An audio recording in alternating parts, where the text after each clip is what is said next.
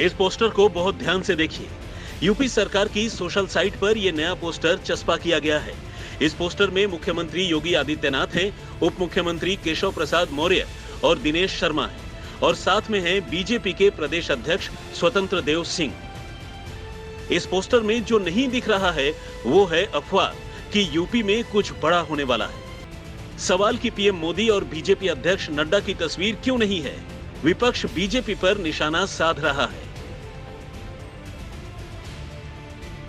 अब इस राजनीति की इनसाइड स्टोरी को समझिए।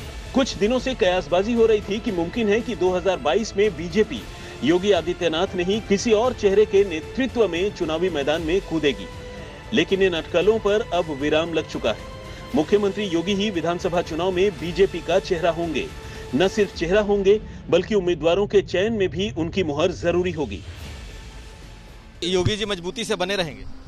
माननीय योगी जी के नेतृत्व में ही आज क्या है, माननीय योगी जी ने कैसे चुनौतियों का सामना करते, और योगी जी के नेतृत्व में चुनाव होगा। उनके नेतृत्व में चुनाव होगा, उनके चेहरे पे चुनाव होगा। हाँ, उनके योगी जी के नेतृत्व में चुनाव होगा। उनकी ईमानदारी, आज मैं कह सकता हूं कि अपराध उनके शासन में अपराध रुका हुआ है। उत्तर प्रदेश की सियासत से जुड़ी दूसरी बड़ी खबर यह है कि योगी मंत्रिमंडल का विस्तार फिलहाल नहीं होगा। सूत्रों के मुताबिक मुख्यमंत्री योगी आदित्यनाथ हाल के दिनों में अपने मंत्रिमंडल का आकार नहीं बदलने वाले हैं। जानकारी के मुताबिक यूपी में पंचायत अध्यक्ष के चुनाव के बाद जून के आखिर में या जुलाई में मंत्रिमंडल का विस्तार हो सकता है। खासकर केंद्रीय कैबिनेट के विस्तार के बाद ही यह संभावित है। मंत्रिमंडल विस्तार पर जरूर थोड़े कयासबाजी अभी भी चल रही है, लेकिन जिस तरीके से मुख्यमंत्री योगी आदित्यनाथ के करीबी सूत्रों ने यह कह दिया है कि फिलहाल कोई मंत्रिमंडल विस्तार नहीं होने जा रहा है, यह साफ दिखाई दे रहा है कि एक बार फिर मुख्यमंत्री योगी आदित्यनाथ मजबूत होकर उभरे हैं और पिछले हफ्ते भर से चल रही तमाम सियासी कयासबाजी शांत होती भी दिखाई दे रही है।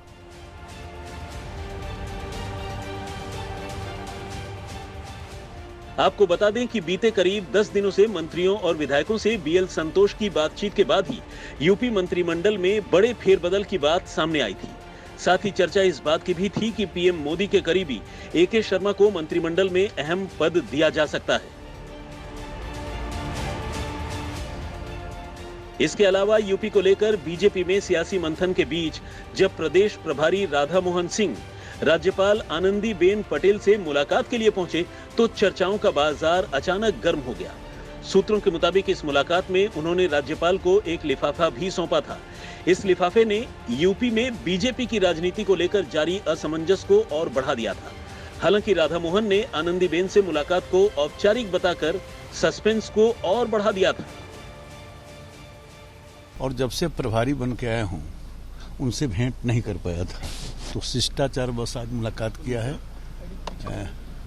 स्वाभाविक है, इतने पुराने परिचित और प्रभारी बनने के बाद उनसे मिलना ये मेरे लिए आवश्यक था। बीजेपी सूत्रों से आ रही खबरों ने फिलहाल ये तय कर दिया है कि उत्तर प्रदेश में पार्टी योगी आदित्यनाथ के दम पर ही लगातार दूसरी बार सत्ता पर काबिज होने का चुनावी मार्च करेगी और फिलहाल मंत्रिमंडल में कोई फेरबदल नहीं होगा।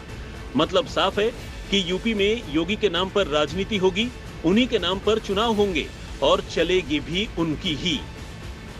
समर्थ श्रीवास्तव और शिवेंद्र श्रीवास्तव के साथ कुमार अभिषेक, लखनऊ, आज तक।